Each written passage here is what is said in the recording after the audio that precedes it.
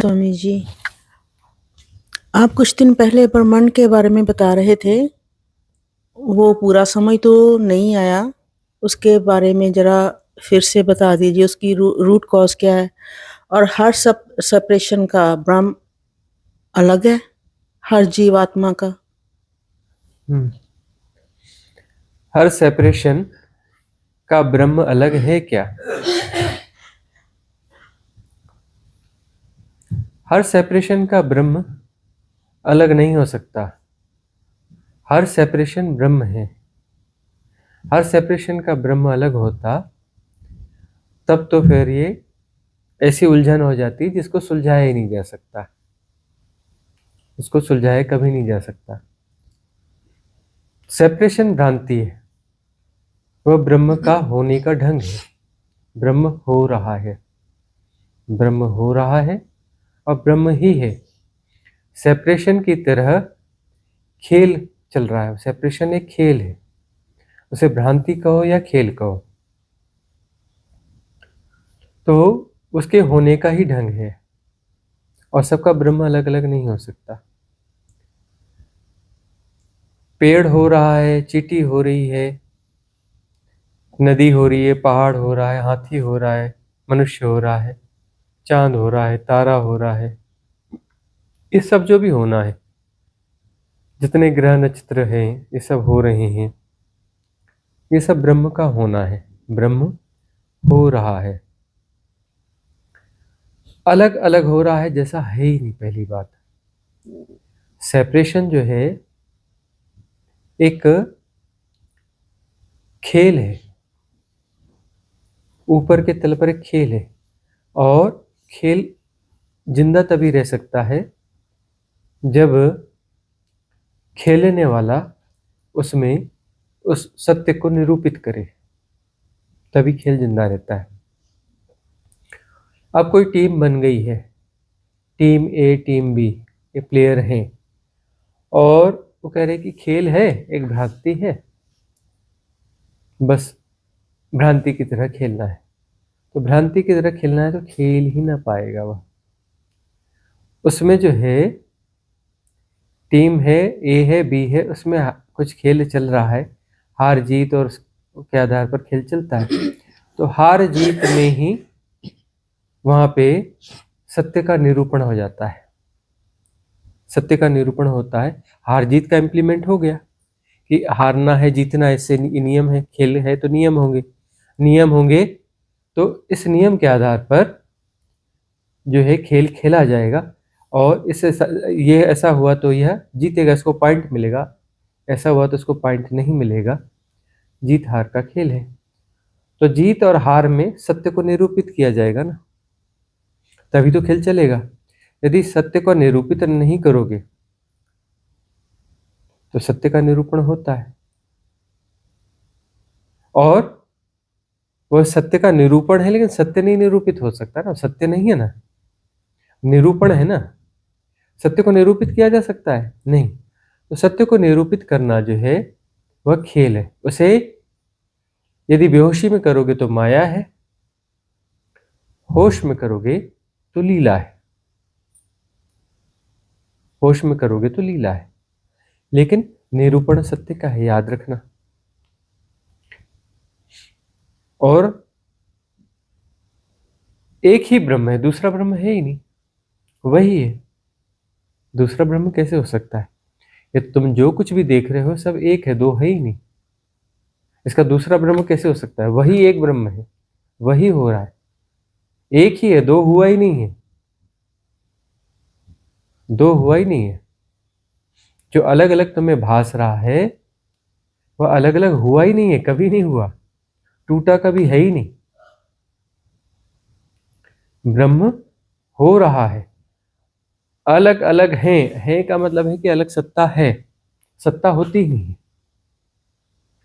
बहुत गहराई में जाओगे तो सत्ता होती ही नहीं है। बहुत गहराई में जाओगे एंटिटी होती ही नहीं है।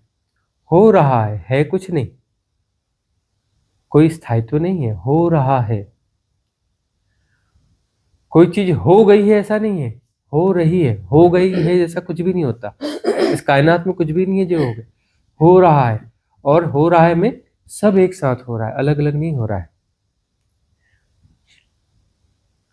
एक्चुअली फिर इसमें होने का ढंग जो है, होने का ढंग अलग अलग है, ऐसी भ्रांति हो सकती है कि हमारे मनुष्य, हमारे होने का ढंग, उनका होने का ढंग अलग है, उनके होने का ढंग अलग है। इस प्रकार से मन चलता है। क्यों चलता है? क्योंकि चलना चाहिए, क्योंकि खेल है, खेल तभी तो चलेगा। लेकिन होने का ढंग अलग अलग है, यह तो सेपरेशन की दृष्टि हुई। सब हो रहा है, एक साथ हो रहा है, उसमें अलग अलग ढंग का क्या सवाल है? अलग है ही नहीं तो उसका ढंग अलग कैसे होगा? उसका ढंग अलग कैसे होगा? तो कोई अलग ढंग नहीं है। ये अलग ढंग सेपरेशन पर खड़े होकर के दृष्टि डालोगे तो वहां से होगा। अलग हो ही नहीं सकता, असंभव है। अलग अलग हो रहा है, ऐसी यदि भ्रांति है तो सारी भ्रांतियां उसके साथ पीछे पीछे खड़ी है। सेपरेशन वहां पे है, और सेपरेशन है तो अलग अलग हो रहा है। सब एक साथ हो रहा है, जिस दिन समझ में आएगा उस दिन वननेस घट जाएगी, उस दिन ब्रह्मत्व घट जाएगा, उस दिन ब्रह्म हो जाओगे कि अलग अलग हो ही नहीं रहा है, अलग अलग हो ही नहीं सकता, सेपरेशन संभव ही नहीं है। फिर ये अलग अलग ढंग से बिहेव करते हैं, ये करते हैं, भाई ये खेल है। अलग अलग ढंग से महसूस होता है लेकिन अलग अलग है नहीं। कर्मास के लेन देन है तो यह तो अलग अलग हुआ। ये बड़ी गहन भ्रांतियां हैं कि कर्मास का लेन देन हो गया तो सेपरेशन हो गया। सेपरेशन का खेल होगा, सेपरेशन नहीं होगा, प्ले होगा। खेलते हैं ना खिलाड़ी, पहले क्या है बोलते नहीं नहीं ये मनुष्य है, ड्रेस पहन ली उन्होंने, है ना, स्टेडियम के अंदर चले गए, बोलते अभी खिलाड़ी हो गए। पहले बोल रहे कि मनुष्य है, अब बोले नहीं खिलाड़ी हो गए। पहले गले में हाथ डाल के घूम रहे थे, अब बात में हो गया नहीं नहीं ये अलग टीम है, ये अलग टीम है। थोड़ी देर पहले पेविलियन में गले में हाथ डाल के घूम रहे थे, अब बोले नहीं ये टीम ए हो गई, टीम बी हो गई, अलग अलग टीम हो गई। फिर उसके बाद में फिर अपना एक ने बल्ला हाथ में पकड़ दिया, बोले नहीं नहीं ये खिलाड़ी जो है ना, ये बैट्समैन है। अब खिलाड़ी नहीं बैट्समैन हो गया वह। एक ने बॉल हाथ में पकड़ी, बोले ये बॉलर हो गया। एक जो है विकेट के पीछे खड़ा हो गया तो बोले नहीं ये विकेट कीपर हो गया।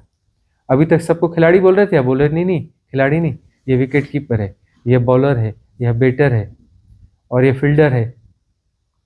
वही व्यक्ति है। तो खेल चल रहा है, खेल हो रहा है।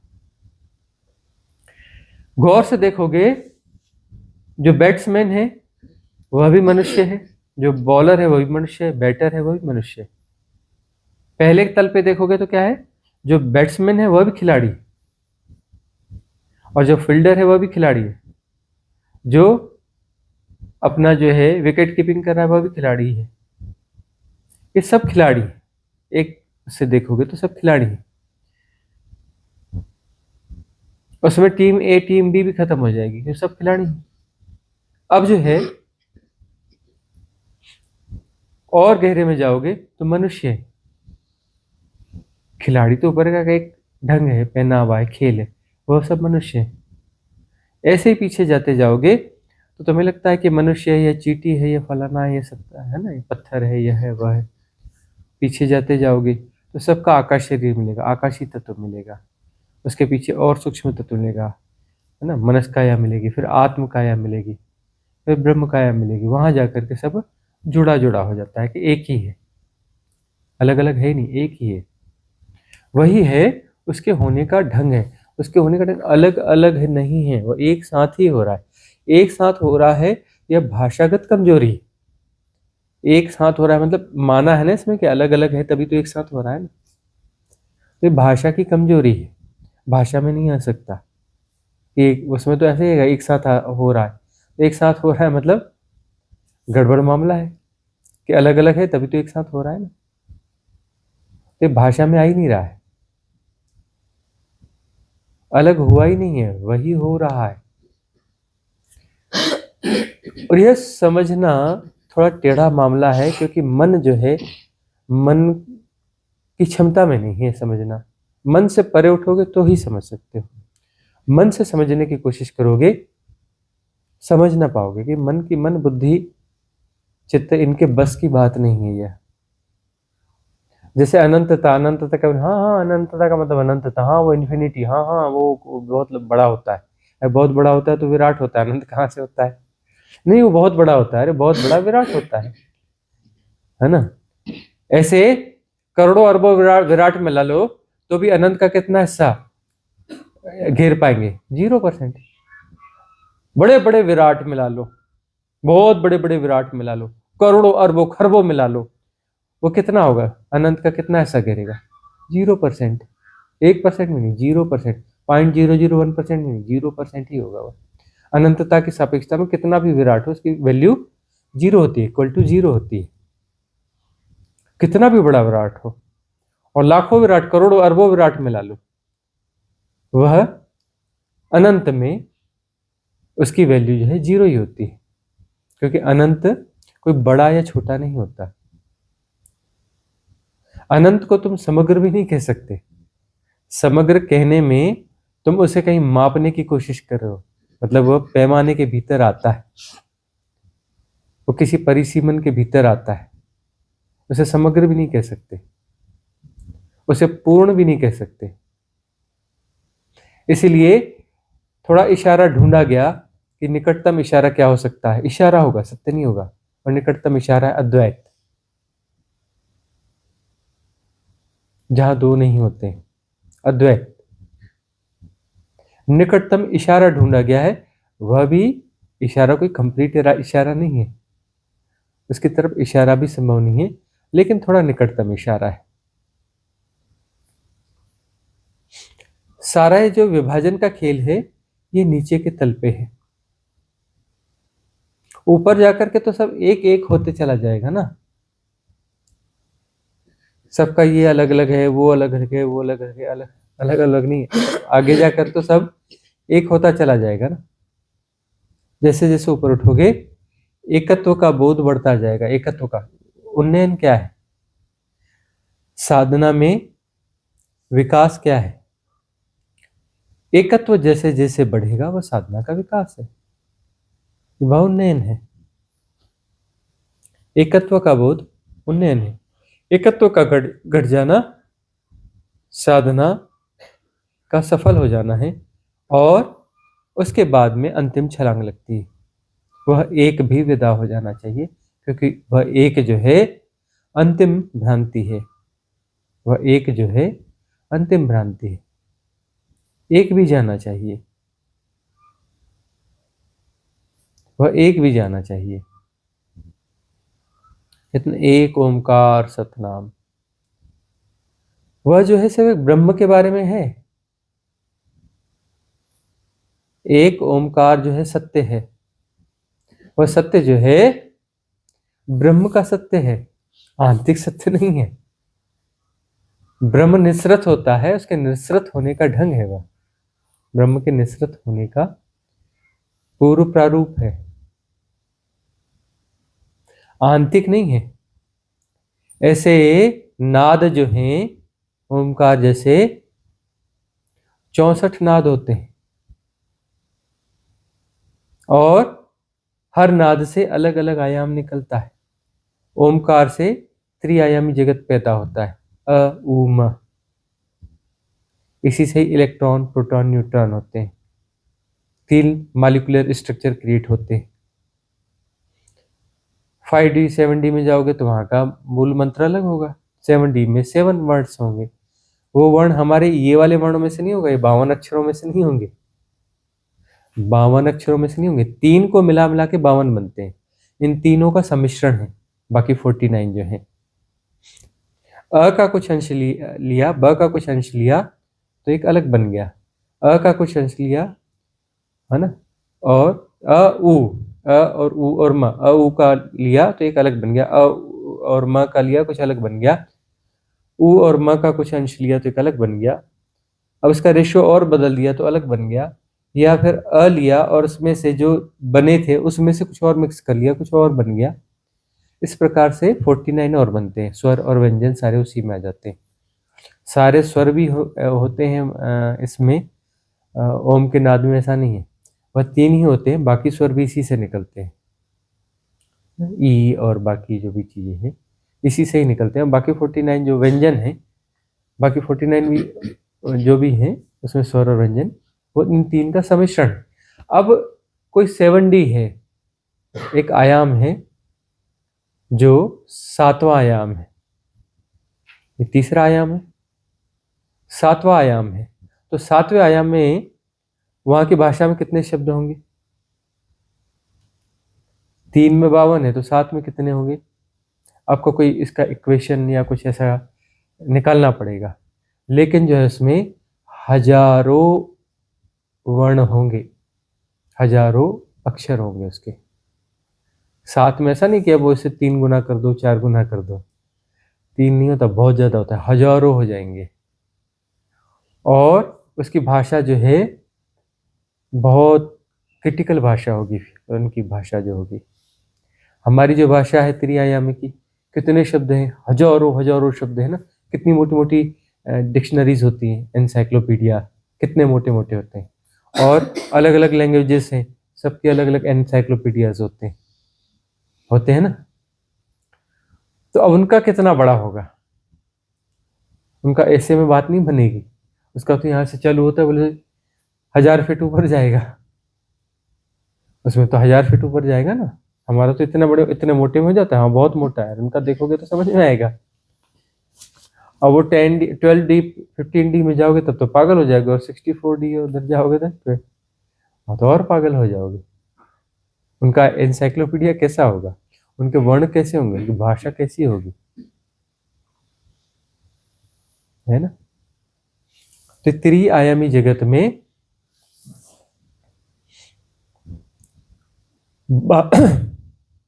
स्वर व्यंजन मिला के जो 52 है, मूल उसमें 3 है, बाकी इन सब का मिश्रण है। तो ब्रह्म जो है, अब एक ओमकार सतनाम मतलब जो है ब्रह्म के बारे में है, वह ब्रह्म सत्य है। अब जो है कुछ जगहों पर जैसे ब्रह्म तक की साधना होती है ना, कई जगहों पर, तो कुछ वहां के भी साधक आते हैं ना, समता योग वाले, क्या ब्रह्म सत्यम सर्वाधार, तो ब्रह्म को सत्य कह रहे हैं, ब्रह्म को सत्य कह रहे हैं, मतलब ब्रह्म तक की साधना है, जबकि ब्रह्म के पार परम ब्रह्म है, और परम ब्रह्म के पार जाकर के फिर परम सत्य है, तब जाकर के परम सत्य है। और आत्मा तो बहुत नीचे की घटना है ना, बहुत नीचे की घटना है। हाँ, मन के पार उठ गए, मेटाफिजिकल वर्ल्ड शुरू हो गया, पराभौतिक जगत शुरू हो गया वहां पर आत्मा के साथ में, यह बात है। लेकिन आत्मा में, आत्म शरीर में जाकर के उस प्रतिष्ठा में कोई इस शरीर से बाहर निकलता है ना, विशुद्धि चक्र से उसके प्राण तत्व निकलते हैं, तो जो है वहां पर उस टाइम जोन में बड़े इत्मीनान से वह रह सकता है लंबे समय तक। मुक्ति तो हुई नहीं उसकी, थोड़ी हायर डायमेंशन में गया है, लेकिन लंबे समय तक रह सकता है, क्योंकि आत्म तत्व, आत्मज्ञान ही तो हुआ ना उसको, कोई परम ज्ञान तो हुआ नहीं।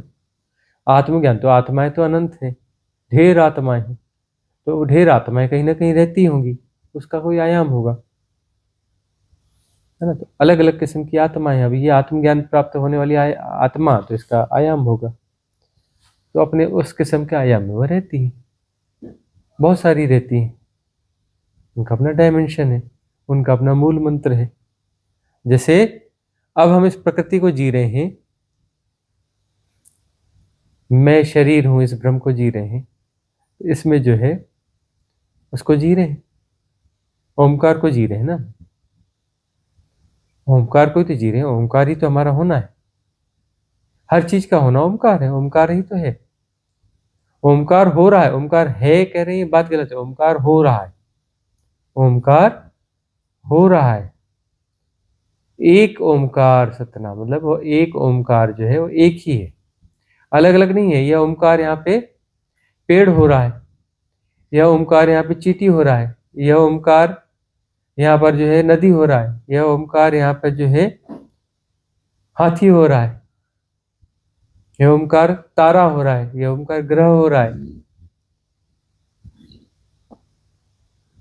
तो अलग अलग हो रहा है, यह अलग अलग हो रहा है, ये महान भ्रांति है। ओमकार एक साथ हो रहा है, एक ही ओमकार है, अलग अलग ओमकार नहीं है, अलग अलग ब्रह्म नहीं है, एक ही ओमकार है। मुझे जो अनाहत नाद सुनाई दे रहा है, या जया जी को कोई अनाहत नाद सुनाई दे रहा है, दोनों के अनाहत नाद अलग अलग है। कैसे अलग अलग हो जाएंगे? हाँ, कोई आहत नाद कर रहा है, ओम 50 लोग बोल रहे हैं, तो कितने लोगों ने किया? 50 लोगों ने। 50 किस्म का नाद है, आहत नाद है नहीं ये, है ना। तो यहाँ पर वो जो भ्रांति चलेगी कि अलग अलग है, और वो अनाथ नाद हो रहा है, एक ही हो रहा है। उसके बाद समझ में आएगा कि 50 लोग 50 किस्म की बकवास कर रहे हैं, जिब्रिश भी कर रहे हैं, तो वह एक ही ओमकार नाद है, अलग अलग नहीं है। वह ओमकार ही है, अलग अलग रूप में, और अलग अलग नहीं है, अलग अलग दिख रहा है वो सब नहीं, एक ही ओमकार ही है। वह विरूप होकर भी विरूप नहीं है। वह विरूपता वो हमारी समझ है, हम द्वंदात्मक तरीके से जी रहे हैं, है ना। तो वह जो है हमें विरूप प्रतीत होगा, वह एक्चुअली वह भी विरूप नहीं है। बहुत गौर से जाएंगे तो शोर शराबा भी विरूप नहीं है, बहुत गहरे में जाएंगे वो भी ओंकार ही है ना। और ध्वनि ओंकार ऐसा थोड़ी ना, ये दीवाल ओंकार है, ये स्टैंड ओंकार है, ये टेबल ओंकार है, ये पत्थर ओंकार है, सब ओंकार ही है। ओंकार कहते कुछ हो ही नहीं सकता ना। अब पिंकी का प्रश्न है कि सबका ब्रह्म अलग अलग होता है, मतलब सब मनुष्यों का नहीं, सबका ब्रह्म एक ही है। चाहे पत्थर हो, चाहे वो स्टैंड हो, चाहे कुर्सी हो, चाहे गिलास हो, चाहे पंखा हो, है ना। सबका ब्रह्म एक ही होगा, अलग अलग ब्रह्म कैसे होगा? वही तो हो रहा है ना। ये तो तुम्हारे इल्यूजन्स है, तुम्हारे भ्रम है, तुम अपने भ्रम को जी रहे हो, क्योंकि तुम अपने आप को अलग मान रहे हो। वहीं से तो भ्रम की शुरुआत हुई। जड़ वहां पर है, रूट कॉज यहाँ पर है कि मैं कुछ हूँ। यदि मैं कुछ हूँ तो सब अलग है, मैं कुछ हूँ तो वो भी तो कुछ है ना। यदि मैं कुछ हूँ तो तू भी तो कुछ है ना, वह भी तो कुछ है ना, वह भी तो कुछ है ना, वह भी तो कुछ है ना। और सब हैं तो फिर सब अलग अलग हैं। अलग अलग है मतलब भ्रांति को जी रहे हो, एकत्व को नहीं जी रहे हो, ओमकार को नहीं जी रहे हो, ओमकार को नहीं जी रहे हो ना। ओमकार का नाद नहीं सुनाई पड़ेगा ना। एकत्व को जियोगे तभी तो ओमकार का नाद सुनाई पड़ेगा ना। एकत्व को सुनोगे उन्हें तो अनाहत नाद सुनाई पड़ता है। और सहजता और समर्पण से घटित हो जाता है। संदीप जी आ रहे हैं ना, अभी पहुंचने ही वाले हैं। पिछली बार आए थे ना वहां पर खजियार में, पहली बार, दूसरी बार इंदौर में, अभी तीसरी बार आ रहे हैं। आए थे, कोई साधना वादना का कुछ इतिहास नहीं, उनका बैकग्राउंड नहीं, बिजनेसमैन आ गए योग संयोग से।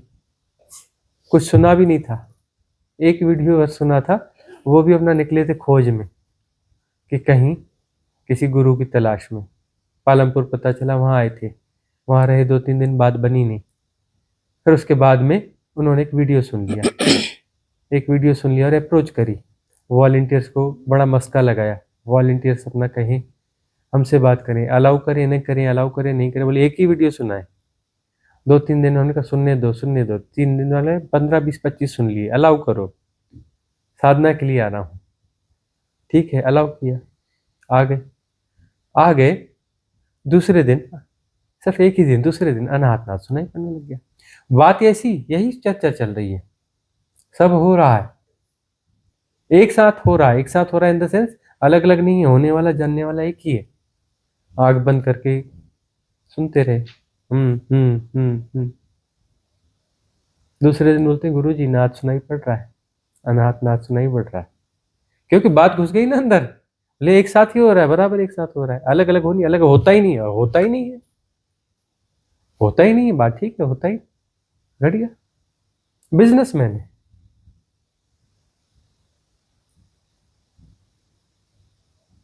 एक दिन में हो गया। वैसे सरेंडर करो तो समझ में आएगा, सरेंडर नहीं करोगे तो मन से समझोगे, मन से समझोगे तो मन समझ ही नहीं सकता। मन कैसे बोले एक साथ कैसे हो सकता है, कुछ अलग अलग होगा ना। या हाँ हाँ चलो एक साथ, सब सब एक साथ हो रहे हैं ना, ये पेड़ भी एक साथ हो रहा है, वो भी हो रहा है, वो भी हो रहा है, मतलब सबको पहले अलग अलग माना और सब एक साथ हो रहे हैं, मतलब अलग अलग ही मान के चले। हो गया ना, मन का खेल हो गया ना। मन से कैसे समझोगे, उन्होंने दिमाग लड़ाना ही नहीं था। आए और सरेंडर हो गया, सरेंडर हो गया, बात बन गई, अनाथनाथ शुरू हो गया। उन्होंने कहे जी मैंने तो कुछ किया नहीं जी, मैंने तो कोई साधना नहीं करी, ये अनुभव आप बोलते हो बड़ा अनुभव है, मेरे को कैसे हो गया। मैंने कहा हमने जो कहा उसे उतर जाने दिया भीतर, तृष्णा को भीतर जाने दिया, बीच में रोड़े नहीं अटकाए, रोड़े नहीं अटकाए, बात बन गई ना।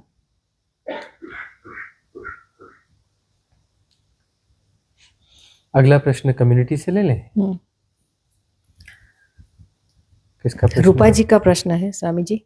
हाँ प्रणाम स्वामी जी, आपकी दी हुई हैपनिंग की विधि में पता नहीं कहाँ चली गई थी, ना बुद्धि ना मन ना शरीर ना टाइम था। बाद में वापस आई तो शरीर को देखने लगी, बहुत ज्यादा भय उठा।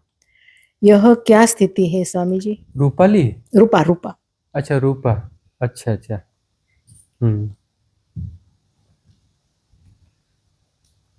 गहराई में चले गए तो शरीर अलग नहीं रहा, चित्त अलग नहीं रहा, मन अलग नहीं रहा, कुछ भी अलग नहीं रहा, डूब गए। डूब गए और डूबने के बाद जैसे ही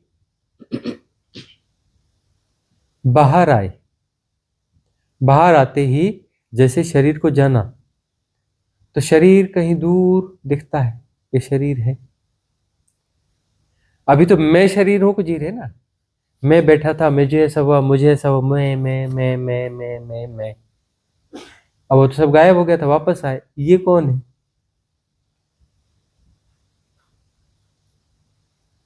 अब शरीर के साथ तो एसोसिएशन है ही नहीं, एसोसिएशन नहीं तो एकदम से घबराहट पैदा होगी, है ना, क्योंकि ये री एसोसिएशन होने के पहले की स्थिति है। उस घबराहट से वह एसोसिएशन वापस बनेगा, वह जुड़ाव वापस बन जाएगा। एसोसिएशन कैसे होता है? रीएसोसिएशन कटाव हो गया तो रीएसोसिएशन कैसे होगा? नाभि से होगा। कैसे होगा? नाभि से होगा। भय उठेगा। भय कहां से उठता है? नाभि से। भय में क्या थरथराती है? नाभि थरथराती है। लायन आके खड़ा हो जाएगा तो क्या हो जाएगा? नाभि में सुरसुरी चालू हो जाएगी, अकेले में यदि लायन मिल जाए तो, है ना। अब वो लाइन हमने देखा तो भाई थोड़ा साथ में कोई बंदा था, जिसने भी देखा, कुछ लोगों ने देखा, साथ में कोई बंदा था, वो था 6-8 फीट में, तो जो है नाभि में क्या होना है उसमें, यहाँ ऐसा ही होता है, होता है।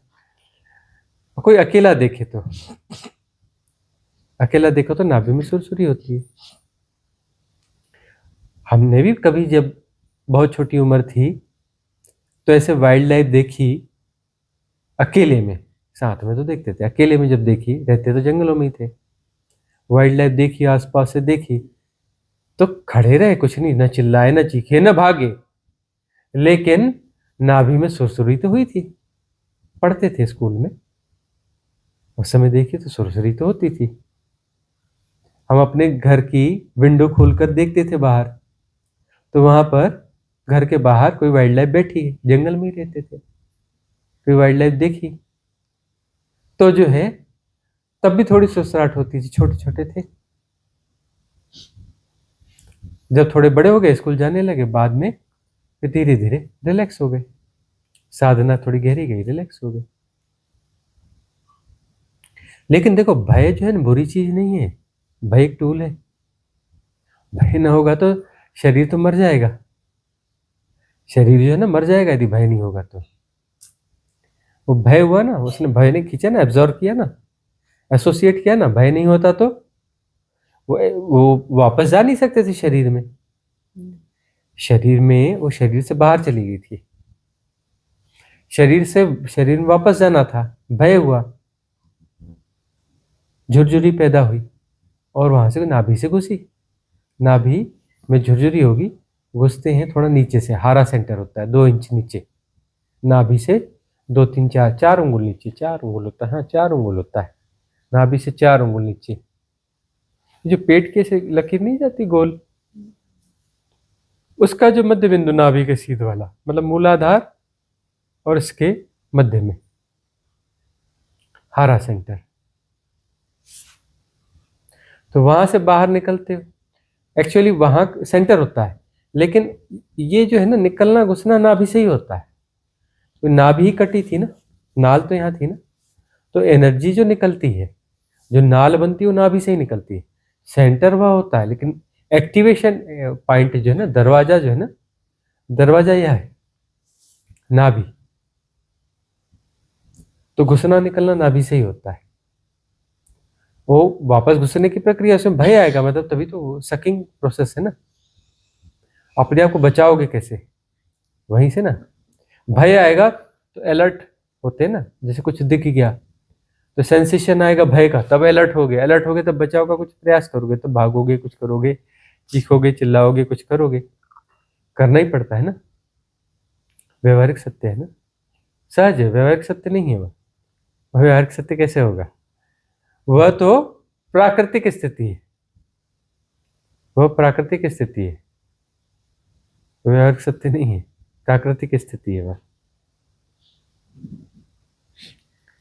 अगला प्रश्न किसका है? गौरव जी का है। भगवान, सदगुरु की दिनचर्या में दशा क्या होती है? मन के हो गया है, कल हो गया है। अच्छा, अगला प्रश्न आगे का कोई देखो, किसी और का प्रश्न है? हाँ है। आप ना पूछो या? सुजाता नेगी का है। प्रणाम स्वामी जी, पहले देश विदेश घूमने की लालसा एवं शौक था, खत्म हो गया, लेकिन खाने का शौक एवं लालसा नहीं जा रही, क्या करूं, कृपया बताएं।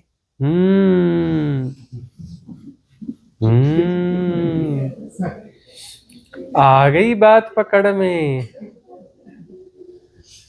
सारे शौक पूरे हो जाते हैं, ये जिह्वा जो है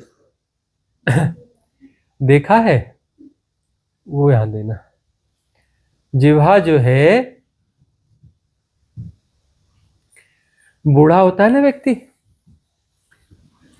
चटोरा होने लगता है, ऐसा बहुधा कहा जाता है, जो बूढ़ा होता है व्यक्ति तो चटोरा होने लगता है, खाना पीना उसकी चर्चा ज्यादा होने लगती है, चटोरापन बढ़ता है, बाकी सब हो जाता है लेकिन चटोरापन नहीं जाता, उम्र के साथ और बढ़ता है चटोरापन, उम्र के साथ चटोरापन और बढ़ता है।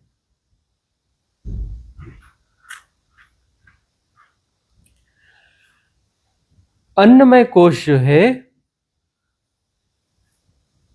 उसका टूटना बहुत जरूरी है, अन्नमय कोश का। अंत समय में जैसे शरीर छूटने का समय आता है ना, तो पकड़ बढ़ती है शरीर के साथ में।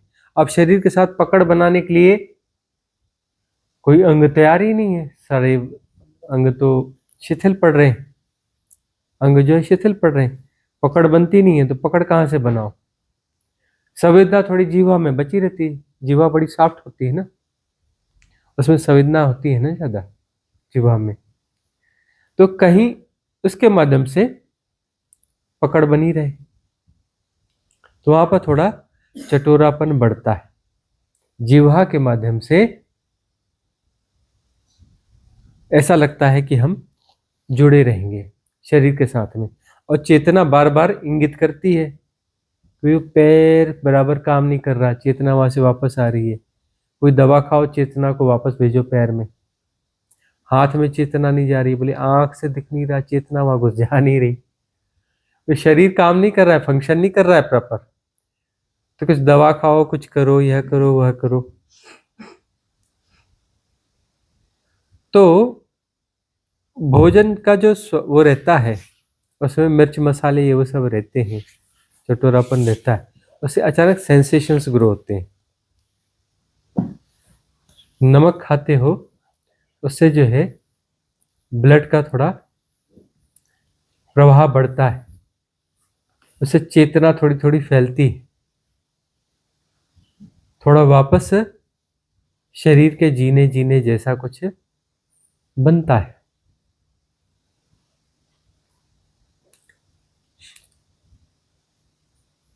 यह तो स्वाभाविक है, यह जो है स्वाभाविक है। अब यह कि साधना यदि और ठीक से बढ़ाओ और ठीक से बढ़ाओ, और अब सूर्य क्रिया दे रहे हैं इस रविवार को सूर्य क्रिया दे रहे हैं ना, तीनों क्रियाएं एक ही दिन संडे को आएंगी, और 3 इससे संबंधित वीडियोस भी उसी दिन आएंगे। 6 वीडियोस संडे को एक साथ पब्लिश होंगे, दे रहे हैं, उनका प्रयोग कर लो, सुजाता है। अन्नमय कोश को भग्न करना जरूरी है। क्यों जरूरी है, क्या जरूरी, खूब वृहद चर्चा है, 3 वीडियोस हैं, और जो है 3 क्रियाएं हैं, उनके वीडियोस है 6, एक साथ दे रहे हैं संडे के दिन में। एक गिफ्ट दे रहे हैं स्पेशली सभी साधकों को। अन्नमय कोश को समझो, भग्न करो। अब यहाँ तो प्रयोग चल रहा है, जो है थोड़ा थोड़ा ही सही, थोड़ा प्रयोग करके देख रहे हैं, भोजन में गैप दे के देख रहे हैं। कुछ लोग अन्न त्याग करके देख रहे हैं कि अन्न नहीं खाना है, और कुछ लोग जो है अन्न के अलावा बाकी चीजें भी नहीं खा रहे हैं, कि जैसे सब्जी फ्रूट्स जो है वो भी नहीं खा रहे हैं। तो ठीक है, गैप दे रहे हैं, प्रयोग कर रहे हैं, वो वाला भोजन ले रहे हैं, सूर्य से डायरेक्ट भोजन ले रहे हैं, सीधा पोषण ले रहे हैं।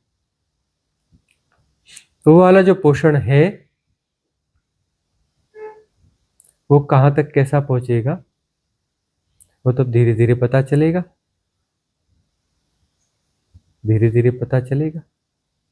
कि वह पोषण कितना परिपूर्ण है सूर्य क्रिया का। उस पोषण के को पाना सीख गए, अलाइन होना सीख गए, वह सीधा आहार लेना सीख गए, तो बात बन जाएगी। ठीक है, हम आग्रही नहीं है, ग्रेजुअल होते चले, ग्रेजुअल कुछ दिन करोगे, फिर वापस आओगे, फिर करोगे, धीरे धीरे धीरे धीरे धीरे धीरे घटेगा। अन्नमय कोश पर काम करना जरूरी है, बाकी बहुत सारी साधना हो जाती है, अन्नमय कोश जो है भग्न नहीं हुआ, बाकी साधना तो बहुत हो गई, देखना बहुत गहराई से समझ में आ गई, लेकिन अन्नमय कोश जो भग्न नहीं हुआ, इसका भग्न होना जरूरी है। ऐसा नहीं कि इसके बाद आहार खाओगे ही नहीं, या फिर सूर्य क्रिया घटित होगी तो बात अलग है, घटित होगी फिर आहार की जरूरत नहीं है, क्योंकि सीधा दिव्य आहार मिलता है, तो भौतिक आहार की जरूरत नहीं पड़ती है। लेकिन ऐसा कोई जरूरी नहीं, अन्नमय कोश भग्न हो गया उसके बाद में भी अपना जो है आहार सामान्य तरीके से फिर चालू हो जाता है, तो लेकिन उसमें क्या है कि अन्नमय कोश का भग्न होने का अर्थ है कि मैं शरीर नहीं हूं, यह स्पष्ट हो जाता है। अन्नमय कोश भग्न होने का अर्थ यह है कि मैं शरीर नहीं हूं, यह नीति, पहली नीति घट जाती है कि मैं शरीर नहीं हूं। शरीर तो प्रकृति है, शरीर तो प्रकृति ने निर्मित किया, प्रकृति ने उससे जन्म लिया, हम तो उसमें सिर्फ अपनी चेतना के साथ घुस गए थे, मैं घुस गया था ना, मैं जो इतनी यात्रा करके आ रहा है, मैं जो इतना कुछ बटोर के आ रहा है ना, उसको लगता है सोना चांदी हो सकता है, लेकिन है वो कूड़ा का बड़ा, वो सब बटोर के आ रहा है, उसका वह जो है मैं की तरह भासता है, तो चेतना जो है गुथी हुई है, फंसी पड़ी है, किसमें, बहुत सारे विकारों में। वह जो है विकार युक्त चेतना ने उस प्रकृति का जो होने का ढंग है, वह शरीर, वह बच्चा, उसके साथ अपना युग्मीकरण कर लिया, जुड़ गया। तो यह फिर पता चलता है कि हम इसके साथ जुड़े हुए, हम यहाँ है नहीं, इस शरीर में है। अन्न में कोश भग्न होता है, अन्न में कोश भग्न होने के बाद बाकी साधना बड़ी सहज हो जाती है। फिर मैं शरीर में पहला हिप्नोटिज्म भी बहुत भयंकर है, जबरदस्त है, एकदम जबरदस्त है। हाँ, अगला प्रश्न क्या है? बताएं। प्रणाम गुरुजी। जब मैं छोटी थी गुरुजी, तो मुझे कई बार इस तरह का अनुभव होता था कि जैसे वो कई बार साबुन वाले गुब्बारे नहीं छुड़ाते बच्चे, तो मुझे ऐसा लगता था कि मैं उस तरह के गुब्बारे में हूँ। और फिर जैसे एकदम से ऐसा लगता था कि मैं गिर गई और वो टूट जाता था। तो उसके बाद काफ़ी टाइम फिर वो बंद हो गया। अब जब मैं लास्ट उसमें आई थी रिट्रीट में, तो उसके बाद मेरा ये खाने का जो है वो वन टाइम अपने आप ही हो गया, मैंने कोई ज़बरदस्ती नहीं की। और उसके बाद मैंने ये नोटिस किया कि वो दशा फिर से मेरे साथ हो रही है। स्पेशली अगर मैं बहुत ध्यान से आपकी देशना सुन रही हूँ, या जब भी अभी मैं जिस दिन से यहाँ भी हूँ, जैसे मैं क्लास में बैठती हूँ आपके सामने, तो मुझे फिर से वो अनुभव होता है कि यहाँ से मतलब मैं पूरे एक बैलून टाइप में के अंदर हूँ। और फिर जब ध्यान थोड़ा इधर उधर होता है तो वो जैसे बर्स्ट हो जाता है। तो ये क्या है? जब गहराई में जाती है तो बलून आ जाता है, उस गहराई से जैसे बाहर आती हो तो बलून बस्ट हो जाता है।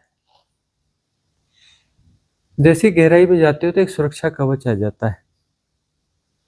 साधना की जैसी गहराई में जाती हो, एक सुरक्षा कवच क्रिएट हो जाता है। वह डिवाइन एनर्जी का सुरक्षा कवच है, प्रोटेक्शन शील्ड है।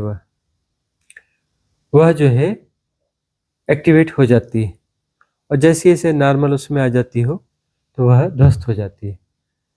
तो इस शील्ड को चाहो तो जो विधियां हैं, देव सुरक्षा कवच, ध्यान, ऐसे कुछ हैं। ये 10 दिसंबर में भी है ना, उसमें भी है ना, संपूर्ण ध्यान में, संपूर्ण ध्यान में उसमें भी सुरक्षा कवच बना सकती हो। वह सुरक्षा कवच जो है उसमें फिर से अच्छे से रीबिल्ड कर लो, तो वह जो है बाद में भी बना रहेगा, बस्ट नहीं होगा, वो बस्ट नहीं होगा। संपूर्ण ध्यान में उस सिद्ध क्रिया के सहारे, उस सिद्ध क्रिया को 21 डेज तक यदि करोगी तो वह सुरक्षा कवच जो है वो ठीक से निर्मित हो जाएगा, बस्ट होना बंद हो जाएगा। ऐसा है। और कोई प्रश्न है? हाँ। और एक गुरुजी, जब हमारा विसर्जन हो रहा होता है, जब कोई भी विकार सामने होते हैं और विसर्जन हो रहा होता है, जब जैसे आपने समझाया कि हमें समतापूर्वक देखना होता है उनको, तो जब तक समतापूर्वक देख रहे हैं और तो वो हम एक तरह से उसको सिर्फ देख रहे होते हैं दूर से कि क्या हो रहा है। लेकिन बीच बीच में फिर ऐसा भी पॉइंट आता है कि कभी कभी फिर से सबकॉन्शियस माइंड के साथ कनेक्ट कर जाते हैं और बहने लगते हैं उसके साथ। अभी जब से हम ये सारी प्रक्रिया कर रहे हैं तो वो फिर से वापस जल्दी हो जाता है, वापस फिर से हम कॉन्शियस माइंड से देखने लगते हैं। लेकिन जिस टाइम हम उसमें गिरते हैं, सबकॉन्शियस के साथ कनेक्ट होते हैं, तो आपने कल एक चीज बोली थी कि आप हर टाइम सदगुरु के साथ नहीं रहते, आप प्रतिरोध में भी आ जाते हो। तो क्या वो पॉइंट प्रतिरोध का है? बराबर। क्योंकि सदगुरु को हमने छोड़ दिया, उनकी देशना को उस टाइम छोड़ दिया और सबकॉन्शियस माइंड के साथ बहने लगे, तो इसका मतलब हम प्रतिरोध में हैं। प्रतिरोध में सबकॉन्शियस माइंड के साथ जैसे ही जुड़ते हो, किसी भी धारणा के साथ जैसे जुड़ते हो, जैसे उसके साथ प्रवाहित होते हो, तो सतगुरु की देशना से कट जाते हो, फिर उसकी देशना है। उस धारणा की देशना को जी रहे हो। धारणा अपने आप में एक देशना है, वो एक कंप्लीट चीज है। धारणा छोटा सा दायरा है उसका, वो कंप्लीट है, उसी में गोल गोल चक्कर लग पाएगी? गोल गोल चक्कर बहुत छोटा चक्कर होता है, गोल गोल चक्कर उसमें लगाओगे धारणा में, और वह अपने आप में पूर्ण है, क्योंकि उसका कहना है कि मेरा गोल चक्कर कंप्लीट है छोटा सा, और यही अनंत है। कुएं का मेंढक नहीं होता, कुएं का मेंढक बोलता है दुनिया कितनी बड़ी, बोले इतनी बड़ी, कितनी बड़ी, 2 बार अपना कुएं में कूदता है, 1 और 2, नहीं हो गया, इतना बड़ा कुआं, इतनी बड़ी दुनिया, दुनिया इतनी बड़ी, ये देखो मैंने नाप के बता दी दुनिया। और अगर वो उस टाइम विसर्जित नहीं होता, अगर हम बार बार ये हो रहा है अप एंड डाउन, तो वो फिर एक तरह से जो है उसका सर्कल जो आपने बोला, और वो बार बार एक ओवर थिंकिंग की तरह पैटर्न के रूप में चलने लगता है, देखो जब तक कि उसको अंत तक। देखो ओवर थिंकिंग नहीं, वह निर्जरा है, वह निर्जरा ज्यादा हो रही है, फास्ट हो रही है, बहुत हो रही है, उसे ट्रांजिट फेज कहते हैं। 0 1 0 1 0 1 0 1 होना चाहिए, हमने कहा 0 यानी कि जब भी कोई पैटर्न है, धारणा है, वो विसर्जित होगी, तो विसर्जित होते ही 0 में डुबकी लगेगी, अनंतता में डुबकी लगेगी, और जो है उससे जैसे ही निकलोगे तो तटस्थता हो जाएगी, तटस्थता हो जाएगी, वह तटस्थता रहे, और फिर तटस्थता में फिर अगला कुछ दिखेगा, विकार पैटर्न, उसे नहीं जोड़ोगे, वह विसर्जित होगा, फिर 0 में डुबकी लगी तो 0 1 0 1 चलेगा। 0 1 यदि 1 ने गड़बड़ी करी, तटस्थता न रह करके उसके साथ एसोसिएट हो गए, बह गए तो समय फिर धारणा जीत गई, तो धारणा, जिस धारणा में घुसोगे वो धारणा रह चलेगी, उसके तानों बानों में चेतना घुस गई ना, तटस्थता नहीं रही, तो उसके तानों बानों में घुस गई, तो धारणा को ही जियोगे, उस समय भटक गए, वो भटकना मतलब वो घुस गोल चक्कर में भटक गए, और उसे अपना होना मानोगे, वह उस समय के लिए सत्य हो जाएगी। जैसे धारणा को जिस समय जी रहे हो उस समय वो सत्य ही होती है, तुम्हारे लिए वो तुम्हारा परम सत्य है, धारणा तुम्हारा परम सत्य है उस समय के लिए, वही तुम्हारा सत्य है, वही क्षुद्रता तुम्हारा सत्य है, वो छोटा दायरा तुम्हारा सत्य है, उस धारणा की जो भी बेतुकी भी बातें होंगी वो तुम्हारे लिए सत्य है। कई बार गांव के कुछ ऐसे साधारण लोगों को या किसी को देखते हो ना, एकदम बेतुकी बेकार बात, एकदम ऑर्डिनरी बकवास बात, झूठी बात, और उसमें अपना डटा रहता है, और बड़ा आश्चर्य होता है कि ये जो है इसमें साथ डटा कैसे, ये बड़ा मिरेकलस लगता है कि ये जो इस बात के साथ डटा है जो कि संभव ही नहीं है सत्य होना, बिल्कुल ऑर्डिनरी 2 कौड़ी की बात है, और वो उसके साथ बिल्कुल ऐसा पूरी ताकत के साथ डटा हुआ है ना, पूरी ताकत के साथ डटा हुआ है, और तुम इसे अस्वीकार कर रहे हो तो तुम्हें देख रहा है ये मूर्ख है, गधा, इसे समझ में नहीं आ रहा है, उसके लिए तो परम सत्य है ना, और जो उसकी बात को नहीं समझ रहा है वो गधा है, वह गधा है। तो जिस धारणा को तुम जी रहे हो उस धारणा तो तुम्हारे लिए उस समय परम सत्य है, वही तुम्हारा परम सत्य है, उस समय वो तुम धारणा हो जाते हो ना, मैं है वो धारणा, और वो परम सत्य है। भाई मैं जिंदा कैसे रहता है, जिस मैं को जी रहे हो, जिस धारणा के सारे जी रहे हो, धारणा परम सत्य है, तभी तो मैं है, वह परम सत्य है। और परमात्मा क्या है? परमात्मा तो ऐसे ही कोई चीज है, ऐसी कुछ है कहानी। सत्य क्या बोले? मैं सत्य हूं, और जो मेरी धारणा है सत्य है ना। गांव देहात में भाषी वो चलती है, कुछ कहावत है ना, मेरी मुर्गी की एक टांग, तो वही सत्य है कि मेरी मुर्गी की एक टांग, कितना भी बेतुका हो वह उसके लिए परम सत्य है। मैं जिंदा ही तभी है क्योंकि अपनी धारणा को परम सत्य मानता है, तभी तो धारणा को बचाता है ना। यदि सत्य ना होगी तो उसे बचाएगा क्यों? जस्टिफाइड है ना, धारणा जस्टिफाइड है, जो जस्टिफाइड है वो सत्य है, उसके लिए तो सत्य है ना। सत्य की तरह ही बचाना पड़ेगा तभी बचाया जा सकता है। झूठ को, धारणा को सत्य की तरह बचाना पड़ेगा तभी बचाया जा सकता है। बोलो नहीं असत्य है लेकिन चलो रख लेते हैं, काम है, नहीं रख ही नहीं पाओगे असत्य को। उसे स्टोर कर रहे हो, संभाल रहे हो, मतलब सत्य है तभी तो संभाल रहे हो ना। एक्चुअली वो झूठ हो लेकिन तुम्हारे लिए सत्य है, जस्टिफाइड है तभी संभाले हो। सारी धारणाएं, बीमारियां हैं, रोग हैं, समस्या है, ये अपन कहने की बातें कहते हैं। तुम्हारे लिए तो संपत्ति है, हीरा है, मोती है, तभी तो संभाले हो। ये दिखे कि कूड़ा है, करकट है, गड़बड़ है, तो उसे संभाल कैसे सकते हो? और संभालोगे नहीं तो बच कैसे सकती है? अपने आप विसर्जित हो जाएगी। इसी कहते हैं तटस्थता। तटस्थता से यथाभूत जानना होता है। तटस्थता से यथाभूत जानना होता है। यथाभूत जानने से व्यर्थ व्यर्थ की तरह दिखता है, कूड़ा कूड़े की तरह दिखता है। पत्थर जो है पत्थर की तरह दिखता है, हीरा हीरे की तरह दिखेगा, पता चलता है हीरा तो है नहीं, पत्थर है, कंकड़ पत्थर है। वह जो है फिर विसर्जित हो ही जाएगा। उसको विसर्जित थोड़े ना करना पड़ता है, उसे फिर संभालोगे थोड़े ना। संभालोगे नहीं तो अपने आप चली जाएगी वो चीज, क्योंकि वो ठोस पत्थर थोड़े ना है, वो तो फॉर्म ऑफ एनर्जी है। वो फॉर्म को तुम अपनी ताकत से, अपनी एनर्जी से, अपनी प्रोसेस से, अपने निवेश से संभाले हुए हो। संभालना छोड़ दिया तो विसर्जित हो ही जाना है। फॉर्म कैसे बचा रह सकता है? उसके क्रिएशन के लिए जो शक्ति लगी हुई वो हट गई, आग्रह हट गया ना।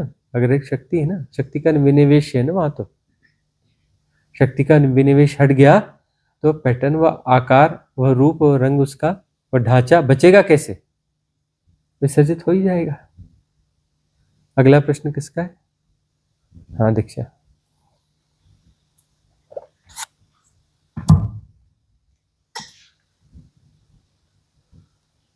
मुझे आज एक गहन शांति के अनुभव में 0-1 जैसी अनुभूति लग रही थी। मुझे एग्जैक्टली नहीं पता कि वो 0-1 है कि नहीं, बट ऐसा था कि कुछ भी ना होने जैसा अनुभव मैं व्यक्त नहीं कर पाऊंगी शब्दों में शायद, बट ऐसा बीच बीच में श्वासों का आवागमन था और ऐसा था कि सिर्फ सद्गुरु ही हैं और 0 जैसा लग रहा था। और फिर बीच में हल्की सी आहट होती थी तो 1, जैसे माइंड की कमेंट्री आप कहते हो, तो जैसी हल्का सा कुछ आहट होती थी तो फिर माइंड बोलता था 1 में वापस।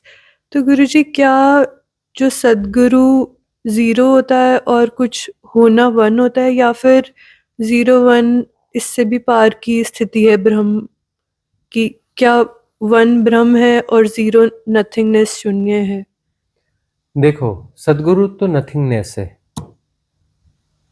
वह नथिंगनेस ही है। उसको जैसे ही उसके साथ राइट रेजोनेंस में जाओगे, उसकी गहराई में जाओगे तो नथिंगनेस है।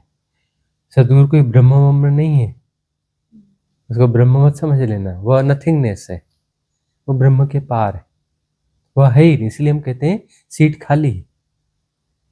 तुम्हारे आंखों का भ्रम है तो नाम रूप दिखता है तुम्हें लगता है सीट पे कोई है, सीट पे कोई नहीं है, सीट खाली है।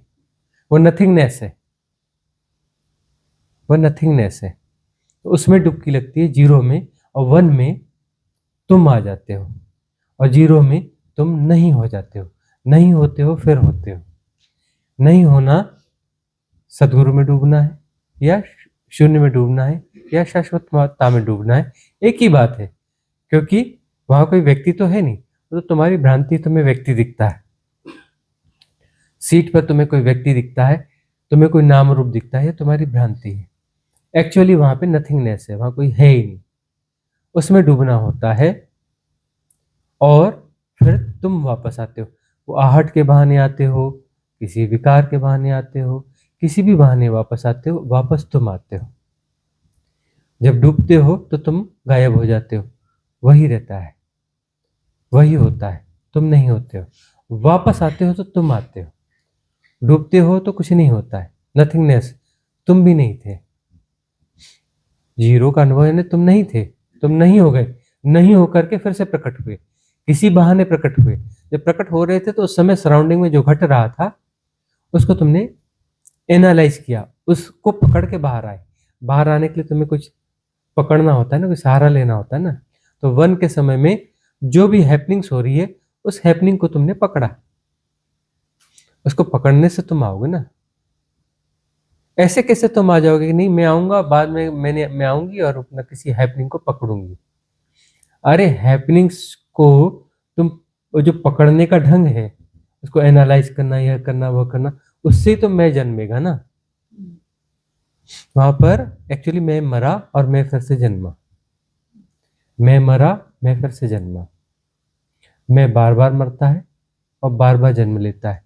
ये सदगुरु की सन्निधि में होता है कि तुम बार बार मरोगे, बार बार पैदा होगे, बार बार मरोगे, बार बार पैदा होगे, फिर तुम्हें मरने के प्रति राजीपन आएगा, असली मरने के प्रति, नकली मरने की बात ही नहीं करें, असली मरने के प्रति राजीपन आएगा। तो यह जो है अवसर मिलता है तुम्हें सदगुरु के बहाने डुबकी लेने का, बार बार मरने का अनुभव मिलता है। बाद में तुम राजी होते हो कि मरना तो सुंदर है, और ये वापस जीवित हो जाना, वापस हो जाना, वापस मैं का खड़ा हो जाना, यह तो समस्या है, यह तो बीमारी है, यह तो अटपटापन है, यह अटपटापन है। और डूबना व विसर्जित होना व शून्य होना, सदगुरु में समाना, उस द्वार से समाना, वह तो आनंद है, वहां आनंद है, वहां परम सहजता है, वहां परिपूर्णता है। और यहां तो क्षुद्रता है, लौटने में क्षुद्रता है। डूबने में परिपूर्णता है, लौटने में क्षुद्रता है। यह अनुभव होगा, यह प्रज्ञा जागेगी, बार बार डूबोगी निकलोगी तो प्रज्ञा जाग जाएगी, परम प्रज्ञा की तरफ एक कदम और, प्रज्ञा घनीभूत होगी, क्योंकि परम प्रज्ञा का आस्वाद आया। जैसे वह आस्वाद आया तो प्रज्ञा घनीभूत होगी, परम प्रज्ञा की ओर बढ़ती जाएगी। अनुभव सुंदर है, अच्छा है, और यही है। लेकिन मन जो मीमांसा करेगा फिर उसको जो है इधर उधर घुमाएगा,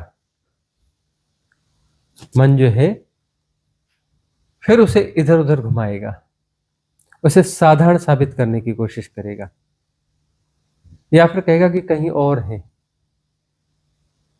उसे अस्वीकार करने की कोशिश करेगा, कोई गुणा भाग उसमें जरूर बिठा लेगा। होने दो से।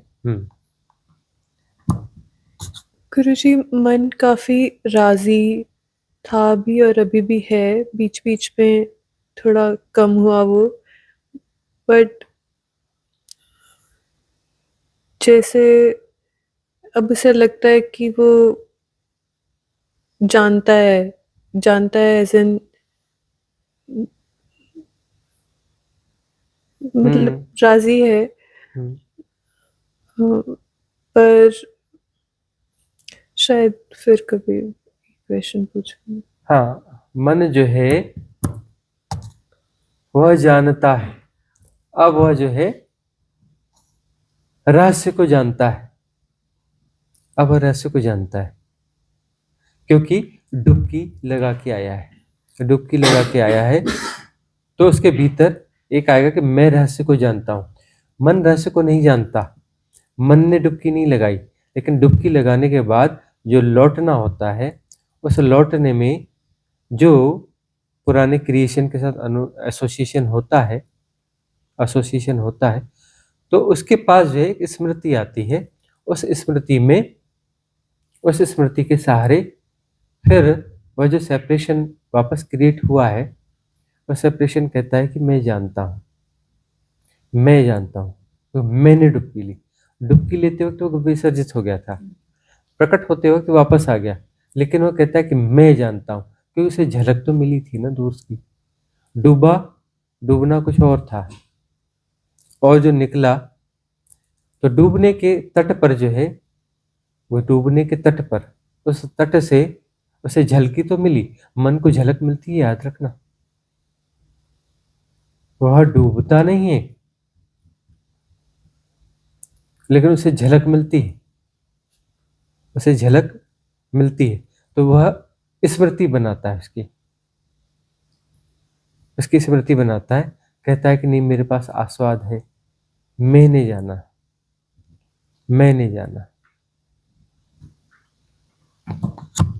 गुरुजी, पूर्णिमा ने आपसे पूछा था कि कब पता चलता है कि हमारे लेसन्स पूरे हो गए, और आपने कहा था कि जब हम कंप्लेन करना बंद कर देते हैं। तो क्या आज जो हम वापस आते हैं वो हमारे लेसन्स के लिए आते हैं, हाँ, लेसन्स और अभी बाकी हैं, इसलिए तो वापस आना होता है।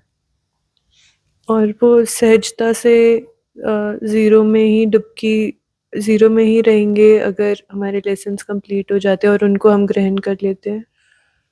यदि लेसन्स बाकी न रहे तो लौटने का कारण न रहा, क्या लौटेगा? वह चेतना जो है, चेतना जो हो रही है तो होना जो है उसमें शेपिंग है। चेतना हो रही है, होने में शेपिंग है, वाहिका है, एक नलिका है, होने में शेपिंग है। ऊर्जा हो रही है, उसमें एक शेपिंग है, और शेपिंग जो है मल्टी शेपिंग हो जाती है। मल्टी शेपिंग उलझाव है। मल्टी शेपिंग से नलिका हो गए, और वापस वह नलिका विसर्जित हुई, शून्य तत्व में विसर्जित जब हुई तो फिर वो शेपिंग की जरूरत नहीं रही। जो ऊर्जा है वो किसी शेप में है, उसकी किसी शेप की जरूरत नहीं रही, और वह ऊर्जा वहां जाकर के परिपूर्ण हो जाती है, अर्थात वह जो प्रवाहमान है उसका प्रवाह समाप्त हो जाता है। देखो, प्रवाह में शेपिंग है, प्रवाह मुक्त स्थिति जो है वह परिपूर्णता है। देखो, डीप मिस्ट्री यह है, अब हम कहते हैं फिजिक्स के नियम के आधार पर कहते हैं कि ऊर्जा ठहरी हुई ऊर्जा हो सकती है क्या? नहीं हो सकती ना। ठहरी ऊर्जा हो सकती है नहीं ना। ऊर्जा का गुण क्या है? प्रवाहित होना। प्रवाहित हो रहे मतलब में है। प्रवाहित ऊर्जा जो है वो किसी शेपिंग में होगी। सारी ऊर्जा जो है एक साथ प्रवाहित हो रही है, यह समझ अभी नहीं आएगी। तो ऊर्जा जो प्रवाहित हो रही है, किसी शेप में प्रवाहित हो रही है, उस शेप के साथ में जो है एक खेल चालू होता है, मैं का बोध। तो ऊर्जा जिन शेप्स के साथ में एसोसिएट है उसमें जो प्रवाहित हो रही है तो उसमें मैं का बोध है। लौटना होता है क्योंकि बहुत सारे शेप्स बने हुए हैं, है ना। यह फीडिंग जो है, जो वाहिका है, फीडिंग प्रोसेस है। जो मूल वाहिका है, जो शून्य से निसृत है, मूल वाहिका है, वह जो प्राथमिक शेपिंग है वह जो है बहुत सारी शेपिंग्स के साथ एसोसिएटेड है। वह उसका पोषण करती है, मूल वाहिका। आगे जाकर के मूल वाहिका जो है मल्टीपल शेपिंग्स हैं जो सराउंडिंग में है, उनका पोषण करती है, उनके साथ एसोसिएट होती है, उनके साथ एसोसिएट है। तो वह जो है उसके वाहिका के दायरे में, उसके आकाश में, वाहिका का अपना आकाश है। वह वाहिका क्रिएट हो रही है, उसका अपना आकाश है। उस आकाश में जितने भी ऐसे सर्कल्स हैं, प्रवाह हैं, शेपिंग्स हैं, उनका पोषण होता रहेगा तो सेपरेशन वाला खेल चलता रहेगा। अब जो है डूब गया कोई, वाहिका डूबी और लौट के आ गई। लौट के क्यों आ गई? क्योंकि वहाँ बहुत सारी शेपिंग्स शेष है। वाहिका जब डूबती है उस समय उसकी शेपिंग 0 हो जाती है, लेकिन जैसे वो निसरत होती है तो वापस शेपिंग में आती है। भाई फिजिकल वर्ल्ड में जो प्रवाह होगा वो शेपिंग में होगा ना।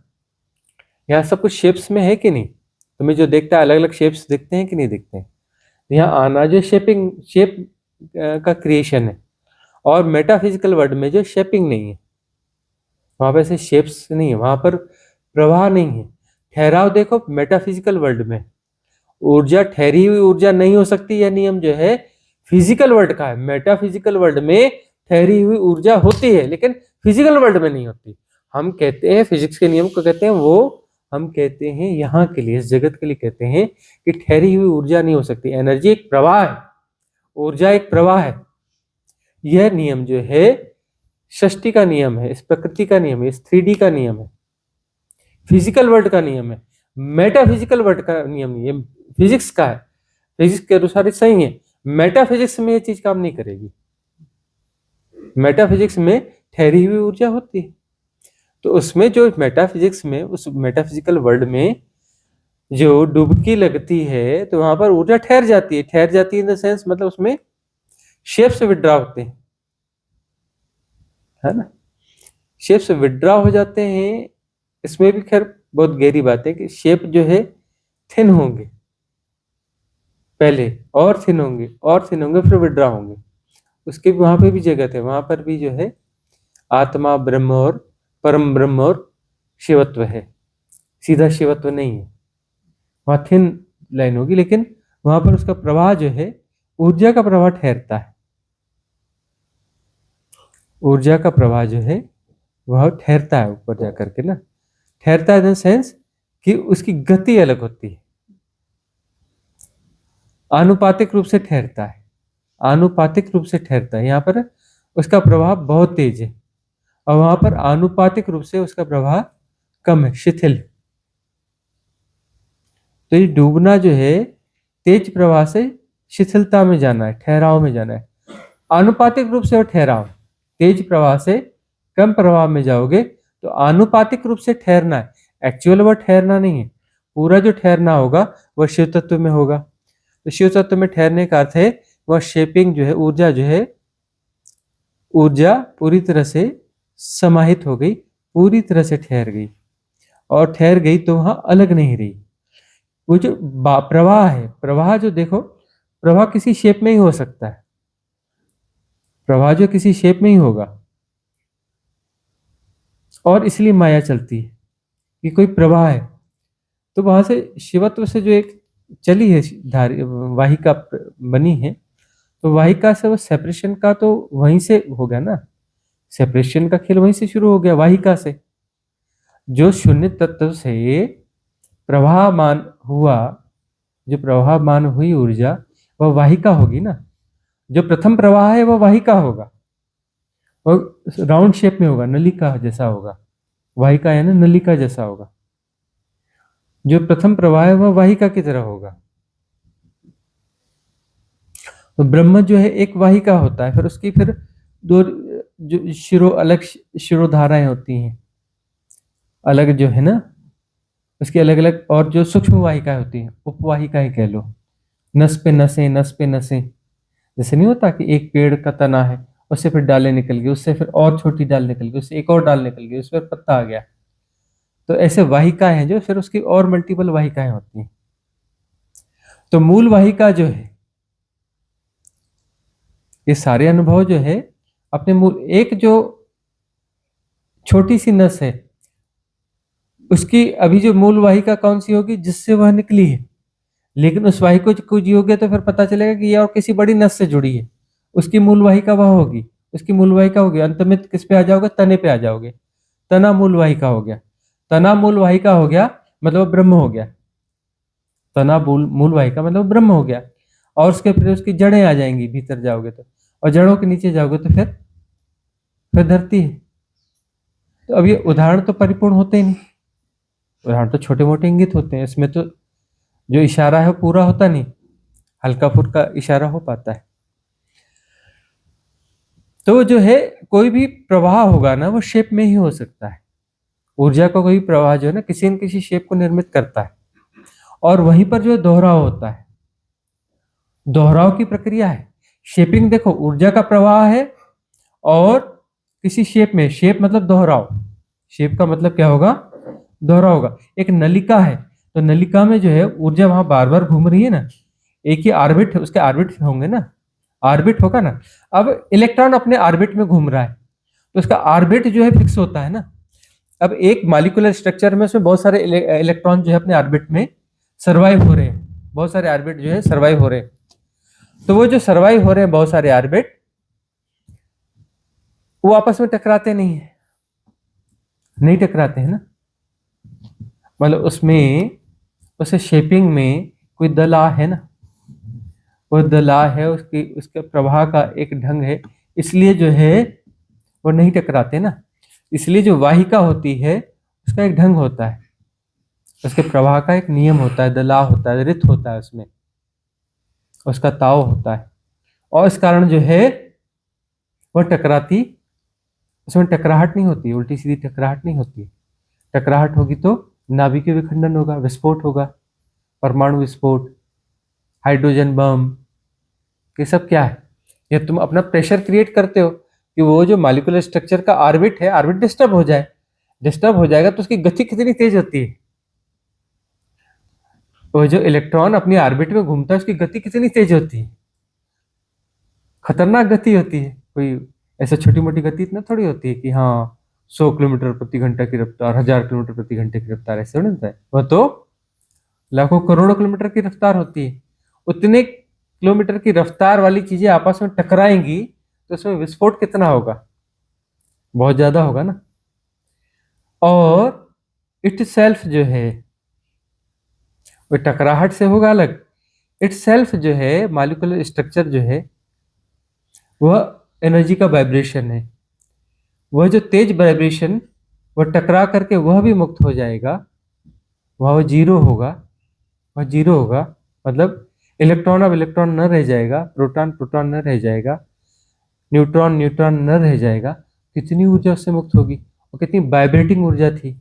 और वाइब्रेटिंग ऊर्जा जो है मुक्त होती है, उसमें कोई आग वाग नहीं निकलती, लेकिन तपिश कितनी होती है? और सीधे मुक्त होगी तो तपिश नहीं होगी उसके साथ में। तो कोई भी ऐसा बम का विस्फोट होता है, हाइड्रोजन बम का, नाभिकीय बम कोई भी हो, चाहे हाइड्रोजन बम हो चाहे कोई और बम हो, तो उनमें जो है तपिश निकलती है। वह जो है वह जो मूल वाइब्रेशंस हैं वह विड्रॉ हो रही है। विड्रॉ होती तपिश ना वहां से रिलीज होगी, बहुत गजब की तपिश वहां से निकलती है। और तपिश निकलती है तो विध्वंस करती है। एक्चुअली उसको विड्रॉ कहाँ होना चाहिए? उसको विड्रॉ करने के लिए ब्लैक होल्स होते हैं। अस्तित्व व्यवस्था में क्या होते हैं?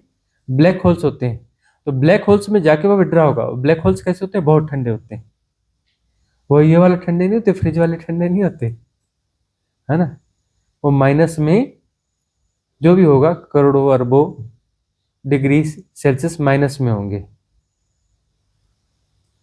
और उसमें जाकर के यह विड्रॉ होते हैं। वहां जाकर के ब्लैक होल्स में विड्रॉ होंगे तो वहां पर जो तपिश और वहां की ठंडक मिला करके सब नॉर्मलाइज हो जाएगा। वहां जाकर नॉर्मलाइज होगा।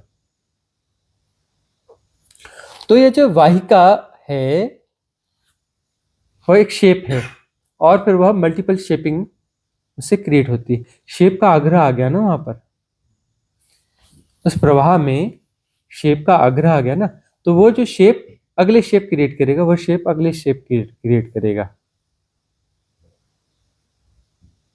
अब ये शेप्स जो हैं, शेप्स जैसे ही विड्रॉ होंगे, क्योंकि अब जो है कोई शेप क्रिएट कर रहा है, तो उस शेप क्रिएट कर रहा है तो उस क्रिएशन में वो आकाश भी पैदा करेगा, उसका अपना आकाश होगा जिससे शेप प्रकट हो रहा है। जो वाहिका अन्य वाहिकाओं की निर्मिति करेगी, तो अन्य वाहिकाओं की निर्मिति के लिए वह आकाश पैदा करेगी। वाहिका अपना आकाश पैदा करती है, ब्रह्म अपना आकाश पैदा करता है। तो ब्रह्म अपना कोई आकाश पैदा करता है कि ये सब वाहिकाएं अपना काम करेंगी तो उनको जगह दो, ना जी ना, ऐसा ढंग नहीं होता।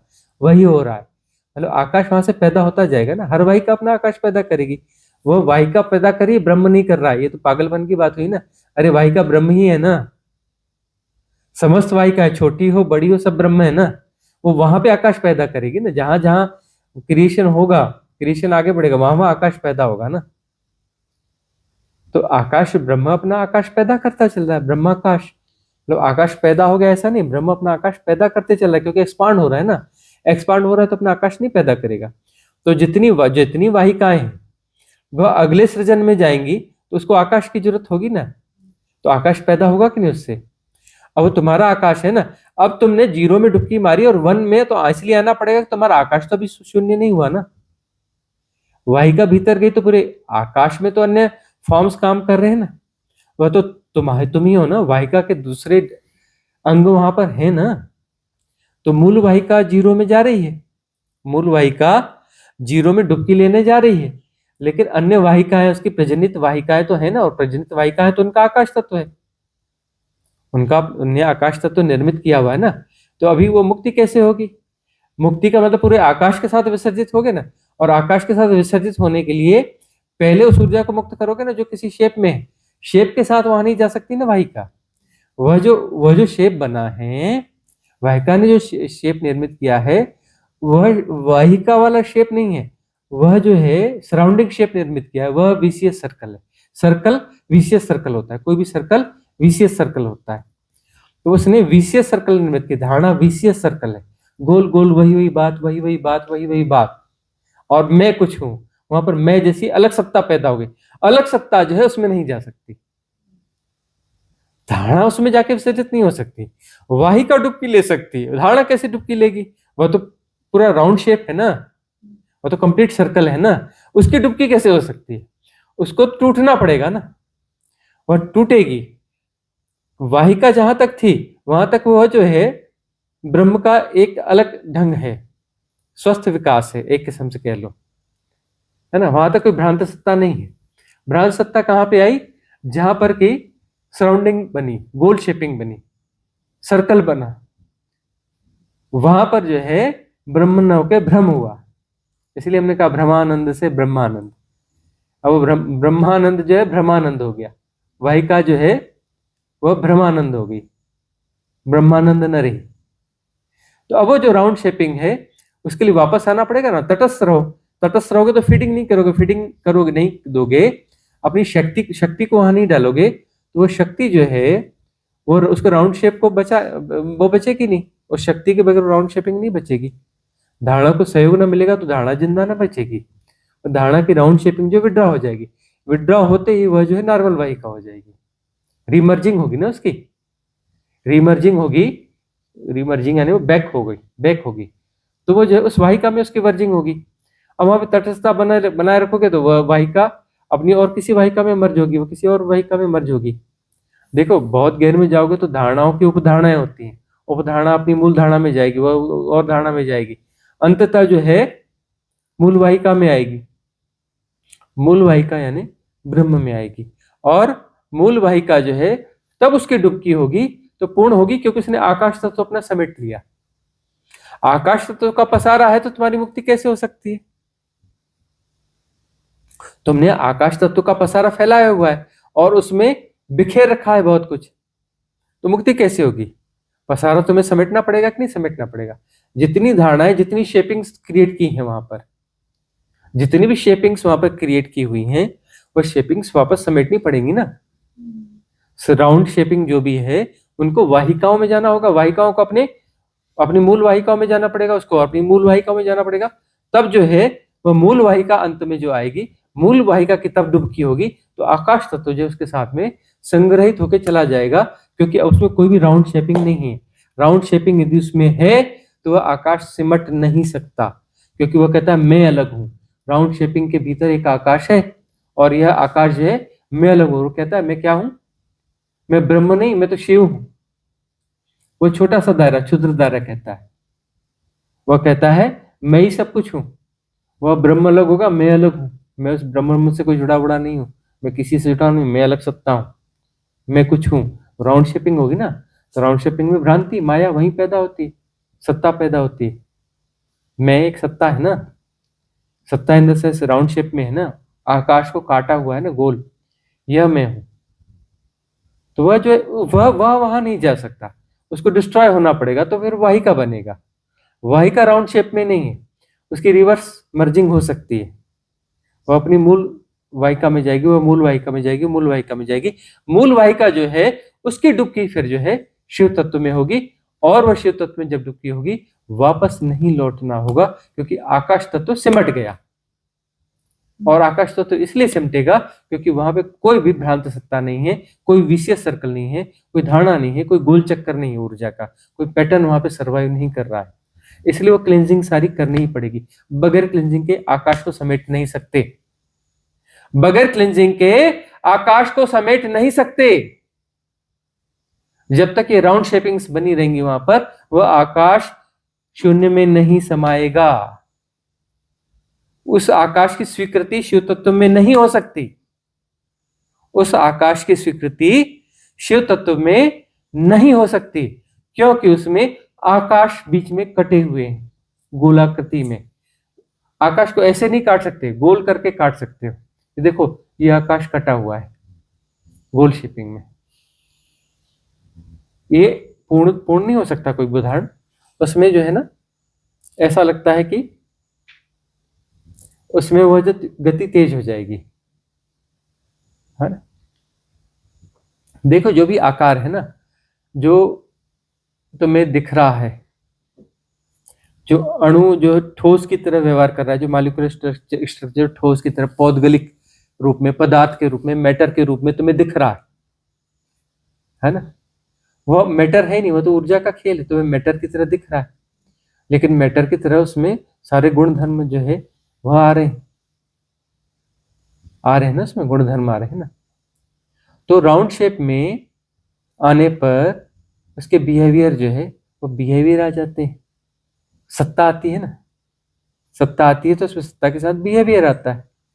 ये तुम्हारा जो पंखा है, ये पंखा तुम्हें 3 पंखुड़ी दिख रही है, बंद है, ऊपर लगा है ना, इसे गोल घुमाओ 5 नंबर पे, पंखुड़ियां दिखना कम सी हो जाती है, ऐसा लगता है एक ही, लेकिन तब भी लगता है नहीं, अलग अलग है, घूम रहा है मतलब अलग अलग है। वो जो है पंखा थोड़ा अच्छा बना लो, हाई टेक्नोलॉजी का, 5 नंबर नहीं, 50 नंबर नहीं, 500 नंबर नहीं, उसकी स्पीड बढ़ा के 500 नंबर मत करो, 5000 नंबर मत करो, 5 लाख नंबर कर लो, या फिर 50 लाख नंबर कर लो। ऐसा कोई पंखा बनाओ जिसको 1 2 3 4 5 करते हो ना, 50 लाख पे ले जाओ और तब उसको घूमने दो, तब जो पंखा घूमेगा, जब जो पंखा, अब इस पंखे में 5 की स्पीड में डालोगे, हाथ डालोगे तो क्या होगा, हाथ कट जाएगा ना। 5 लाख की स्पीड में करोगे, हाथ डालोगे तो क्या होगा, कुछ भी नहीं होगा, कुछ भी नहीं होगा। 5 लाख की स्पीड में पंखा जमीन पे रखा है, घूम रहा है, उसके ऊपर तुम बैठ जाओगे तो तुम्हारा क्या होगा, कुछ नहीं होगा, कुछ नहीं होगा। अरे बहुत अलग नियम है। तुम बोलोगे अच्छा वहां चलो बीच में वहां इतनी तेज स्पीड है कि मुझे बैठने पे कुछ नहीं हुआ, लेकिन वो मैं बाजू से टकराऊंगा तो स्पीड बहुत ज्यादा है, तो मेरा पैर ना कट जाएगा, बिल्कुल नहीं कटेगा। स्लो स्पीड होगी तो कटेगा ना, तेज स्पीड में कैसे पैर कट जाएगा, तो उसको कैसे पकड़ के रखोगे तो हाथ नहीं कटने वाला है। सो स्पीड स्लो होगी तो हाथ कट जाएगा, बहुत ज्यादा स्पीड है तो हाथ नहीं कटने वाला। कैसे कट जाएगा हाथ, बिल्कुल नहीं कटेगा, कुछ भी नहीं होगा, खरोच भी ना आएगी, पता भी नहीं चलेगा, क्योंकि स्पीड बहुत ज्यादा है। यदि बहुत ज्यादा स्पीड है तो वो कैसे भाग नहीं जाएगा, बहुत ज्यादा स्पीड है तो कहीं नहीं भागेगा, बिल्कुल स्थिर रहेगा, क्योंकि स्पीड बहुत ज्यादा है। ना टेढ़ा होगा, ना मेढ़ा होगा, ना इधर गिरेगा, ना ऐसे भागेगा, कुछ नहीं होगा, क्योंकि स्पीड बहुत ज्यादा है, कैसे भागेगा वो, बात समझ के बाहर रहेगी, है ना। बहुत अलग बात है। जो फिजिक्स के बड़े वैज्ञानिक हैं, उनमें भी ज्यादातर को ये बात समझ में नहीं आएगी, कोई रेयर वन होंगे उन्हें बात समझ में आएगी, कोई रेयर वन होगा तो उसे ये बात समझ में आएगी, बाकी को समझ में नहीं आएगी। तो इस प्रकार के बहुत सारे नियम काम करते हैं। तो जो शेपिंग्स हैं, वो शेपिंग्स जो हैं वो सत्य की तरह भासने लगती है, मैं कुछ हूं, है ना। राउंड में जहां होगा ना, राउंड में तेजी आ गई ना, वहां पर एक सत्ता पैदा होती है, दोहराव से। इसलिए देखो वही नियम काम करता है कि एक झूठ को बार बार बोलो तो सत्य प्रतीत होने लगता है, मतलब एक दोहराव है ना, गोल चक्कर है ना, तो सत्य प्रतीत होने लगता है। अब यहाँ तो बहुत तेज दोहराव है, तो वहां पर सत्ता पैदा हो जाएगी, सत्ता पैदा, सत्य जैसा कुछ होने लगे ना, सत्ता है, उसमें सत्य का एक बोध है, भ्रमात्मक बोध ही सही, लेकिन बोध है, वही माया है कि मैं अलग से कुछ हूं। अरे वह हो रहा है, ऐसा नहीं कि नहीं हो रहा है, लेकिन मैं अलग से कुछ हूं, मैं उन सबसे जुड़ा हुआ नहीं हूं, मैं अलग हूं, मैं अलग हूं। हाँ, कोई प्रश्न है? हाँ। गुरुजी, सद्गुरु, आपने कहा कि मेटाफिजिकल में कोई गति नहीं है और फिजिकल में गति है, तो सद्गुरु तो शून्य है, तो जब वो फिजिकल वर्ल्ड में आता है तो उनकी गति है, तो जब हम उस गति में शामिल होते हैं तो क्या हम उनके जरिए शून्य में चले जाते हैं, उनकी गति में जब हम शामिल होते हैं? देखो, सदगुरु सब कुछ है। तुम जिस तल पे रहोगे उस तल पे आएगा, क्योंकि वो सब कुछ है। तुम जिस तल पे हो उस तल पे तुम पे इंटरेक्ट होता है, इंटरेक्ट होता है। तुम उसका हाथ हाथों में लेते हो तो तुम्हें ऊपर खींच लेता है, पूरा एक साथ नहीं खींचता, तुम्हारी पात्रता के हिसाब से थोड़ा सा ऊपर खींच लेता है, फिर छोड़ देता है। फिर उस तल पे आके फिर से इंटरेक्ट होता है, तुम्हें छोड़ देता है। उस तल के तुम वाकिफ होने लगते हो तो तुम्हें फिर जो है हाथों में हाथ लेता है, फिर ऊपर खींच लेता है, क्योंकि एक साथ वह शून्य है, एक साथ वह सृष्टि, वही हो रहा है। सृष्टा ने सृष्टि बनाई नहीं, वही सृष्ट हो रहा है, वह तुम ही हो। सदगुरु के बाहर तुम कैसे हो सकते हो? तुम जो है सदगुरु के होने का एक ढंग हो, वही है। तुम हो कहाँ? बोले नहीं मैं अलग हूं, सदगुरु अलग। अलग हो ही नहीं, तुम अलग मानते रहो, तुम उसके बाहर हो नहीं सकते। तुम मैं अलग हूं जी और वो अलग है, ये तुम्हारी भ्रांति है। तुम हो ही नहीं, वही है। तुम अपनी भ्रांति को ढो रहे हो। सृष्टा ने सृष्टि बनाई नहीं, सृष्टा स्वयं सृष्ट हो रहा है। सदगुरु ही तुम में हो रहा है, सदगुरु तुम में हो रहा है। अरे ये जो ढंग है, बहुत सारे खेल हैं, उसमें खेल यह है कि सदगुरु तुम में हो रहा है, मतलब तुम सदगुरु हो रहे हो। सदगुरु तुम में हो रहा है मतलब तुम सदगुरु हो रहे हो। तुम अपवर्ड्स हो, तुम सदगुरु हो रहे हो। सदगुरु तुम में हो रहा है, तुम में शिष्य हो रहा है और तुम सदगुरु हो रहे हो। सदगुरु तुम में शिष्य हो रहा है और शिष्य सदगुरु हो रहा है, हो रहा है। एक ही है, खेल है, यह खेल है। तुम सोचते हो हम अलग अलग हैं, हो ही नहीं अलग अलग, तुम्हारी भ्रांति है तो है, चल रही है, खेल है। कोई गंभीरता वाला मामला थोड़ी ना, खेल है। अलग अलग किस्म के शिष्य हैं, वही हो रहा है। सदगुरु ही शिष्य हो रहा है और शिष्य सदगुरु हो रहा है, उसको सदगुरु होना है। अब वो अपना समय ले रहा है तो ले, होना उसे सदगुरु है, मतलब उसे सदगुरु में मर्ज होना है। मर्ज होकर ही तो सदगुरु होगा ना, सदगुरु में मर्ज होकर ही तो सदगुरु होगा ना। उसको सदगुरु में मर्ज, वो सदगुरु हो रहा है और वो समय ले रहा है अपना, उसको सदगुरु होना ही पड़ेगा। उसमें मर्ज होकर ही तो सदगुरु होगा ना। सदगुरु क्या है? शून्य है, वह है ही नहीं, वो शून्य है, शून्य ही होना है। ठीक है ना?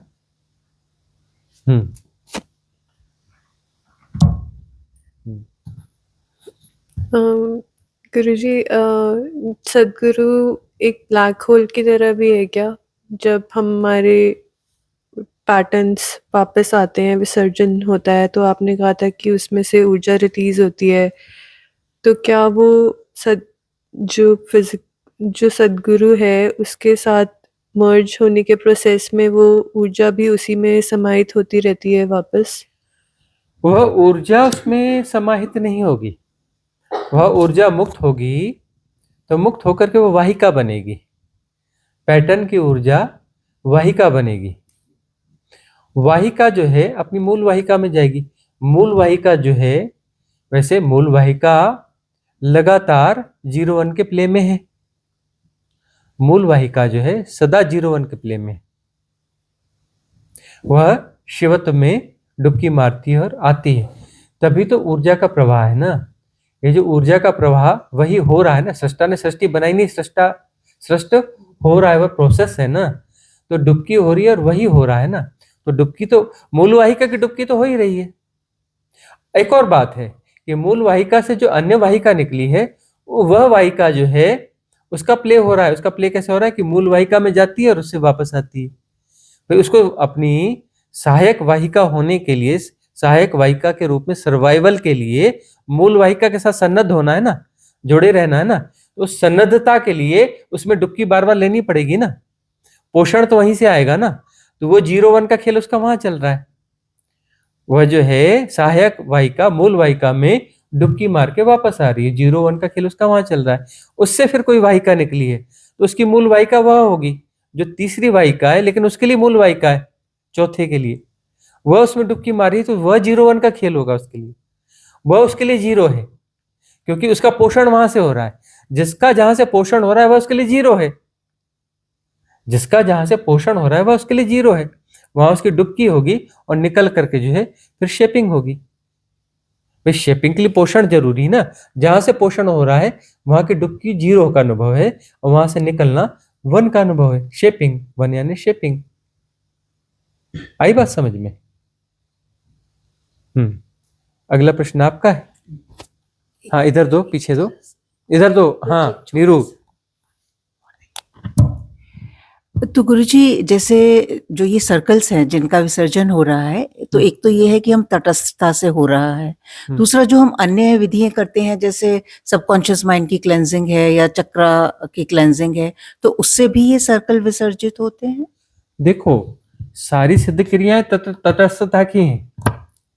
सिद्ध क्रियाओं के माध्यम से तुम्हें तटस्थता दी जाती है, सारी क्रियाएं तुम्हें तटस्थ बनाती हैं। इसे तटस्थ होते हो तो जो है पोषण आगे भेजना बंद करते हो। आगे पोषण भेजना चालू रखोगे तो तुम सरवाइव होते रहोगे। मैं जो है सरवाइव होता रहेगा, क्योंकि आगे तुम पोषण भेज रहे हो।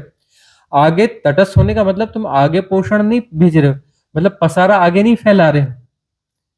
तो आगे पोषण नहीं भेजोगे तो पसारा वापस आएगा, वह जो ऊर्जा मुक्त होगी सर्कल में मुक्त होगी वो वापस आएगी, बैक आएगी ना, बैक इंटीग्रेशन होगा ना।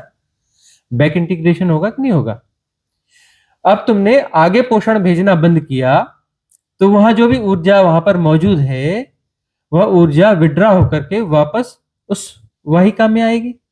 वह वाहिका फिर जो है फिर अपना बैक इंटीग्रेशन उसका होगा, वह किसी अपनी मूल वाहिका में जाएगी, वह अपनी मूल वाहिका में जाएगी। और उस सब में जो है हर तल पे एक ही मूल सूत्र है, तटस्थता। एक ही मूल सूत्र है। देखो बैक इंटीग्रेशन के लिए तटस्थता और उसमें बह जाना जो है वह प्रसार है। प्रसार का खेल खेलना चाहते हो तो बहते रहो। ब्रह्म हो रहा है, प्रसार का खेल चलने दो, हो रहा है। तुम्हारी फ्री विल है ना, तुम होते रहो आगे और होते रहो, जन्म जन्म लेते रहो, होते रहो। ये तुम्हारी स्वीकृति है, इसमें तुम्हारा है ना, तुम ही हो रहे हो, तुम ही हो रहे हो ना आगे आगे। अब तुम कहते हो कि नहीं आगे, और आगे नहीं होना है, पीछे होना है। हो रहा है लेकिन वो वाला होना नहीं, इधर वाला होना, ये वाला होना, यानी तटस्थता। इसमें बैक इंटीग्रेशन होगा। वह आकाश जो पैदा किया था वह आकाश वापस सिमट गया, वह आकाश वापस सिमट गया, मूल वाहिका में आ गया। वह मूल वाहिका एक्चुअली सहायक वाहिका है किसी और मूल वाहिका की। अब वो जो मूल वाहिका है वहां का जो संक्रमण बिंदु है वहां पे फिर तटस्थता खड़ी हो, वहां तटस्थता खड़ी होगी तो यह जो सहायक वाली वाहिका है मूल वाहिका में डुबकी हो जाएगी, सन्नद्ध हो जाएगी उसके साथ में। इस प्रकार से बैक इंटीग्रेशन होगा और बैक इंटीग्रेशन होते होते अंततः जो वास्तविक शून्य तत्व है उसमें निमज्जन होगा। उस निमज्जन के बाद में लौटना नहीं होता, उसके बाद लौटना नहीं होता, उसके बाद प्रसारण नहीं होता, लेकिन हो रहा है। समस्त प्रसारण वही है, सेपरेशन वाला प्रसारण नहीं होता, तो सब हो रहा है, सब हो रहा है। वह वहां जो है ना निमज्जन के बाद की जो स्थिति है ना कि सब हो रहा है, वो भाषा में नहीं हो रहा है, वो चित्रात्मक उसमें नहीं हो रहा है, वह ऐसे नहीं हो रहा है, वह बस हो रहा है, सब हो रहा है।